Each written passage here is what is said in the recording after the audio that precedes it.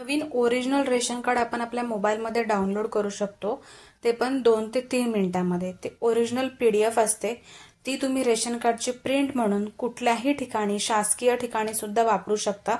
Digitally signature असते ती आणि ती तुम्ही डाउनलोड करून तुमच्या मोबाईलमध्ये ठेवू शकता, PDF म्हणून ठेवू शकता।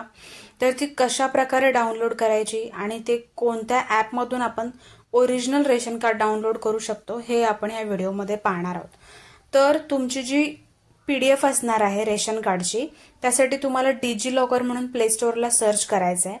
डिजिलॉकर ॲप आहे ते इन्स्टॉल करून घ्यायचं आहे। या ठिकाणी इन्स्टॉल आहे म्हणून ओपन असं लिहून येतंय, तर ओपन केलंय।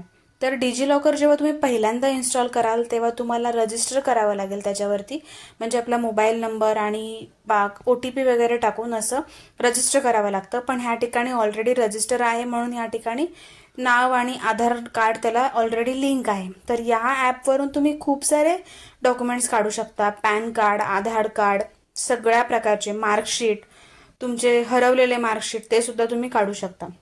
आपण बघणार आहोत रेशन कार्ड कसं काढायचं।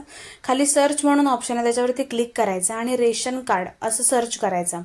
रेशन कार्ड सर्च केल्यानंतर या ठिकाणी तुम्हाला खाली प्रत्येक ठिकाणी शो होईल रेशन कार्ड, पण त्याच्या खाली महाराष्ट्र म्हणून लिहिलेलं असेल ते वाला आपल्याला चूज करून घ्यायचं आहे। तर या ठिकाणी आपण रेशन कार्ड महाराष्ट्र असं दिसेल, तर त्या ठिकाणी आपल्याला क्लिक करायचं आहे। क्लिक केल्यानंतर इथे तुम्हाला नाव तुमचं ऑलरेडी येऊन जाईल, जेंडर येऊन जाईल, तुम्हाला फादरचं नेम लिहायचं आहे, वडिलांचं नाव, त्याच्यानंतर तुम्हाला हेड ऑफ द फॅमिली म्हणजे रेशन कार्डमध्ये जे फॅमिली हेड असतं त्याचं नाव टाकायचं आहे। त्यानंतर इयर ऑफ बर्थ, त्याची जन्माचं वर्ष टाकायचं आहे, हेड ऑफ फॅमिली असणार आहे त्याचा।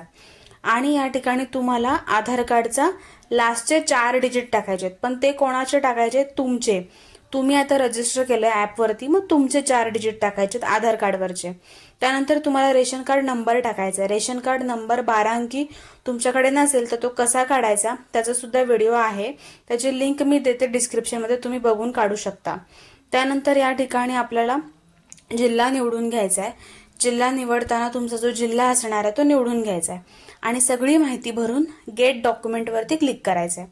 त्या ठिकाणी आपण गेट डॉक्युमेंटला क्लिक केलंय, फेचिंग होत आहे, रेशन कार्ड फेचिंग असं लिहून येईल तुम्हाला, म्हणजे तुमचं रेशन कार्ड ते शोधण्याची प्रोसेस करत आहे।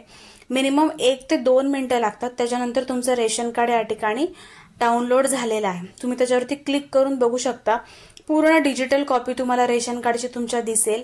ही कॉपी तुम्ही कुठेही वापरू शकता, त्याच्यावर लिहिलेलं पण असतं डिजिटली साइन।